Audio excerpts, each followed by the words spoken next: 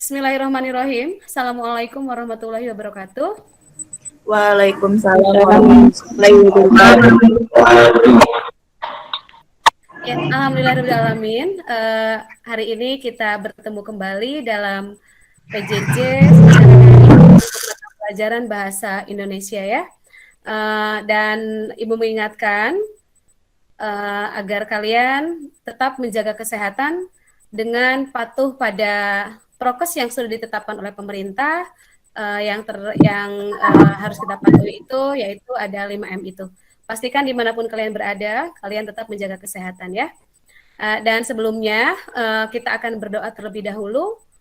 Silakan yang akan memimpin doa, berdoa dulu. Zul, silakan. Baik, Bu. Memimpin doa dulu. Perhatian, sebelum memulai pembelajaran hari ini, mari kita berdoa. Berdoa dipersilakan.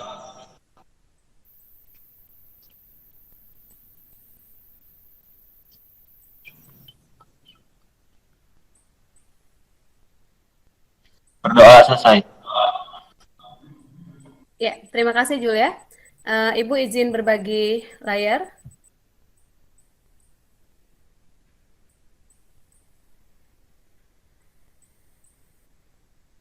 Apakah tampak? Tampak, Bu. Iya, oke.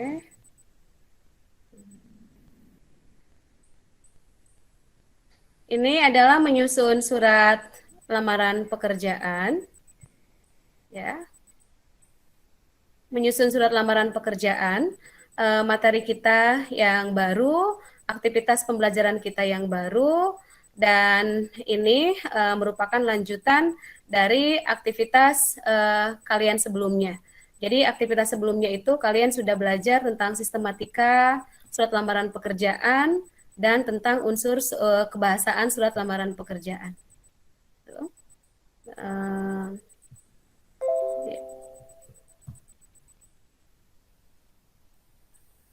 Sebentar ya.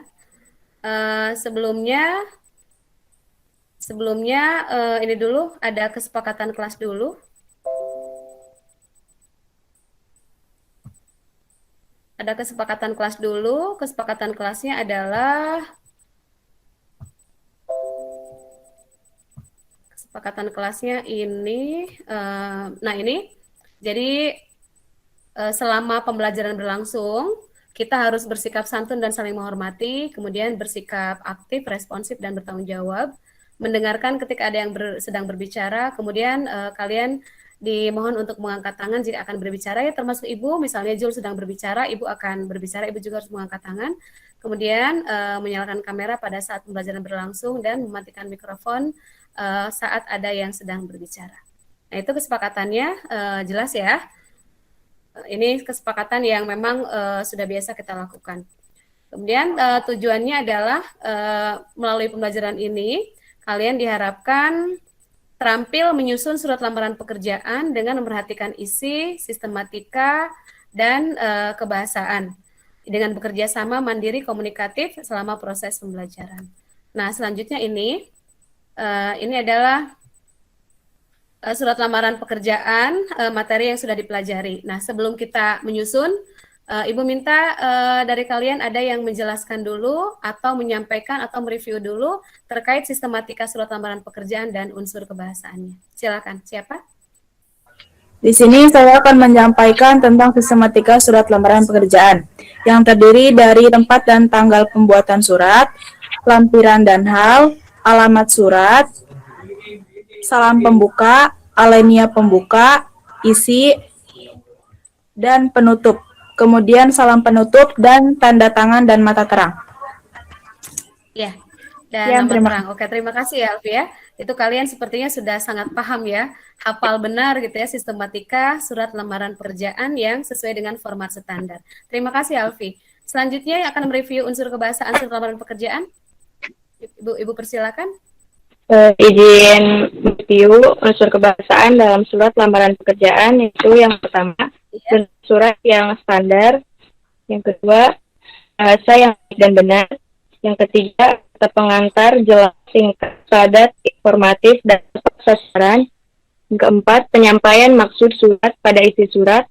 Yang kelima, pemakaian tanda baca koma pada bagian penutup surat. Yang keenam, menggunakan kata-kata sopan. Yang ketujuh, tulisan bersih, mudah dibaca sesuai dengan kaidah ejaan. Yang kedelapan, melengkapi bagian-bagian surat dengan norma bahasa surat. Sekian, terima kasih. Ya, terima kasih Ratu ya. Kita lanjutkan ke sini. Ya, apakah kalian sekarang siap untuk melanjutkan menyusun surat lamaran pekerjaan? Siap. Apakah siap? Siap, Bu. Siap, Bu.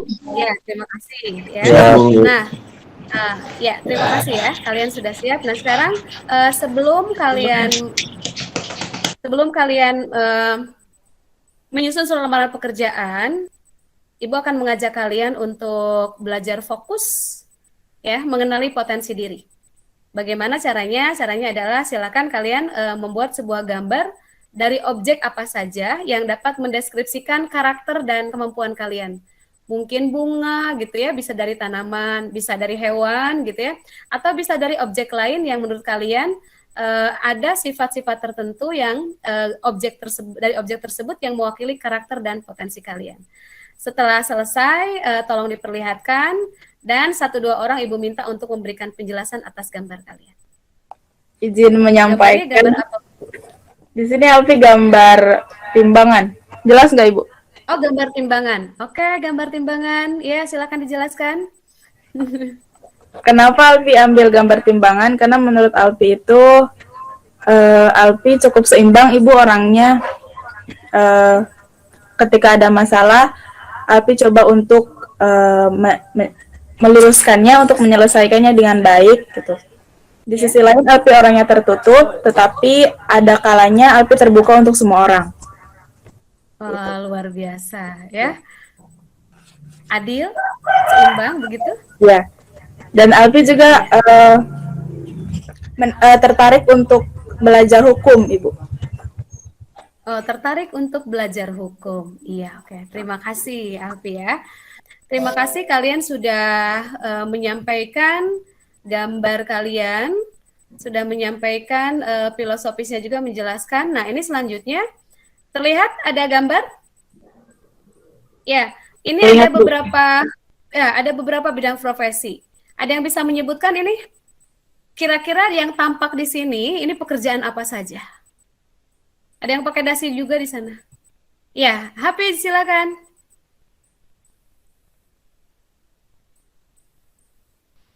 Ada, Hafiz, ini disebutkan Bu, silakan. yang ada di gambar. Ya, beberapanya kalau yang Hafiz tahu silakan. Ini ada arsitektur ya Bu, ada teknik sipil mungkin, terus ada perawat juga, sama dokter, Ya, sama pegawai kantor gitu Bu. pegawai kantor. Oke, Ya, terima Bu. kasih. Ada arsitek, ya ada teknisi, tadi ya ada perawat. Oke, siap betul ya. Hafiz kan bisa meneroka itu dari pakaian yang digunakannya. Oke, terima kasih Hafiz. Itu beberapa bidang pekerjaan yang sudah kalian lihat. Nah, selanjutnya silakan kalian tuliskan satu bidang pekerjaan yang sesuai dengan karakter dan kemampuan kalian. Pastikan itu ditulis, kalian yakin, dan silakan ditunjukkan. Kemudian kalian akan berkelompok dengan teman yang sama bidang pilihan pekerjaannya, yang sama pilihan bidang pekerjaannya. Misalnya ada yang berminat ke kesehatan, berminat menjadi guru, berminat kerja kantoran gitu ya, itu silakan. Nanti kalau kalian sudah menemukan temannya, kalian akan berkelompok bersama teman itu. Ada yang akan berkomentar? Iya, Ibu. Ya, silakan. Insya Allah dengan kemampuan Alfi yang dalam public speaking, kemudian berbicara di depan orang banyak, Alfi juga sudah pernah. Kemudian dengan kepercayaan diri Alfi, dengan keadilan yang bisa Alfi tetapkan gitu ya Ibu. Insya Allah Alfi mau jadi pengacara. Mau jadi pengacara. Oke, siap jadi pengacara. Ya, terima kasih Alfi. Yang lain? Selanjutnya ini. Nah, sekarang tugas kalian adalah nanti kalian kemungkinannya akan berkelompok sesuai dengan bidang itu ya, dengan bidangnya masing-masing. Atau kalau ternyata tidak ada temannya yang satu bidang, tidak apa-apa. Yang pasti kalian sudah punya bidang pilihan pekerjaan masing-masing. Nah, selanjutnya susunlah sebuah surat lamaran pekerjaan atas inisiatif sendiri atau berdasarkan iklan. Jadi kalian bisa menulis surat itu berdasarkan keinginan kalian, karena kalian lulus dari perguruan tinggi, sudah menjadi sarjana, kemudian berinisiatif untuk melamar pekerjaan, atau kalian akan menulis surat lamaran pekerjaan karena kalian sebelumnya sudah membaca iklan. Dan iklan lowongan pekerjaan itu memang sesuai dengan bidang yang kalian harapkan, ya.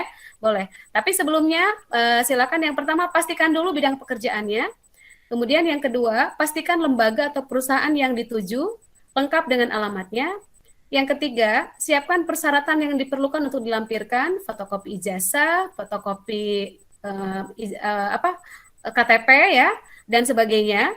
Kemudian susunlah surat lamaran pekerjaan sesuai dengan sistematikanya, tadi yang sudah disebutkan di awal, dan jangan lupa ketika menulis surat lamaran pekerjaan, kalian juga harus memperhatikan unsur kebahasaannya. Ini yang penting juga, surat lamaran pekerjaan kalian bisa ditulis tangan atau juga diketik. Silakan kalian nyamannya bagaimana, mudahnya bagaimana. Untuk selanjutnya ini ya, surat lamaran yang sudah kalian buat dikirim melalui alamat surel berikut ya, sesuai dengan kelas kalian, tugas bahasa Indonesia 12IPA2@gmail.com. Nah, semoga jelas. Kalau sudah jelas, Ibu minta satu orang untuk bisa menyampaikan apa yang dimaksud dengan surat lamaran pekerjaan dan bagaimana menyusunnya. Betul sekali ya, surat lamaran pekerjaan adalah surat yang dibuat oleh pelamar untuk memohon atau untuk mengajukan permohonan melamar pekerjaan. Bagaimana menyusunnya? Menyusunnya itu kita harus memperhatikan sistematikanya dan juga memperhatikan unsur kebahasaannya. Demikian ya. Kita sudah di ujung pembelajaran. Nah, kita akan berefleksi sekarang bagaimana perasaan kalian selama proses pembelajaran berlangsung.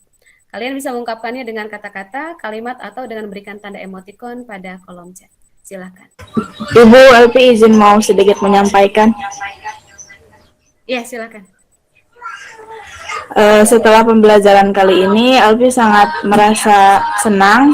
Pertama, karena kita tentu saja dapat ilmu ya Bu tentang mengenai surat lamaran pekerjaan yang nantinya akan kita jadikan bahan dan juga pasti nanti akan jadi bakal berguna gitu Bu untuk kita bakal di dunia pekerjaan nanti. Setelah itu juga ada bagian yang kita mengenali potensi diri, kemudian mengenali potensi diri itu kita bisa tahu apa profesi yang bakal kita ambil gitu ya. Jadi menurut Alfi pembelajaran kali ini luar biasa. Iya, oke. Terima kasih Alfi refleksinya. Terima kasih ya kepada kalian yang sudah bergabung di kelas Bahasa Indonesia untuk hari ini. Ibu merasa senang bisa bersama kalian. Jangan lupa untuk melanjutkan menulis surat lamaran pekerjaan sesuai dengan bidang kalian yang kalian inginkan. Hal-hal yang tadi yang sudah dicatatkan, apa yang harus kalian siapkan sebelum menulis surat lamaran pekerjaan, tolong diperhatikan kembali ya. Mari kita tutup kegiatan kita dengan bersama-sama membaca hamdalah.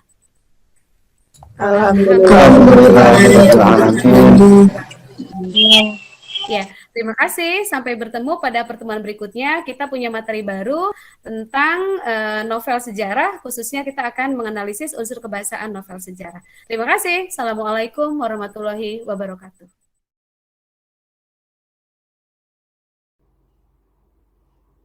Iya. Kalau ditanya seperti apa perasaan saya selama proses pembelajaran tadi, jujur saya sangat kurang percaya diri. Saya khawatir dan cemas bahwa pembelajaran yang sudah saya rancang tersebut tidak akan berjalan sesuai rencana.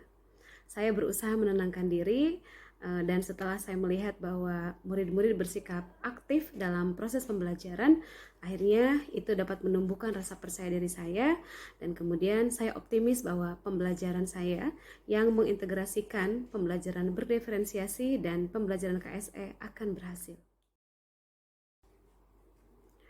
Iya, tentu saja banyak pembelajaran yang saya dapatkan selama menyusun proses pembelajaran tersebut sampai dengan melaksanakannya. Mengapa? Karena tentu saja mengintegrasikan pembelajaran berdiferensiasi dan pembelajaran KSE dalam RPP ini hal-hal baru bagi saya.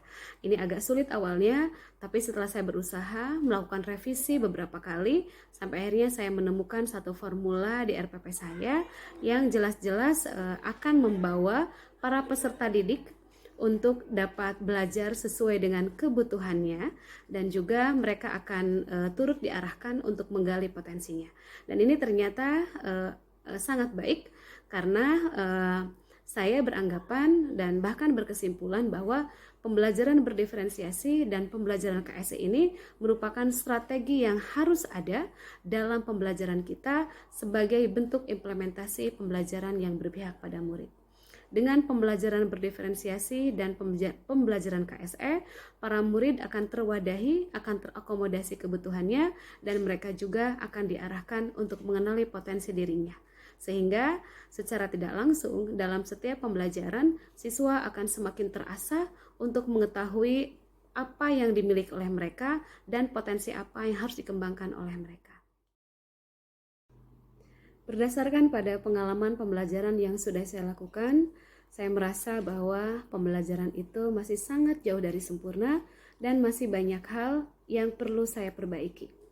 Di antaranya, ketika saya akan melakukan pembelajaran berdiferensiasi, maka saya harus paham benar bagaimana mengidentifikasi kebutuhan murid, kesiapan murid, dan profil belajar mereka.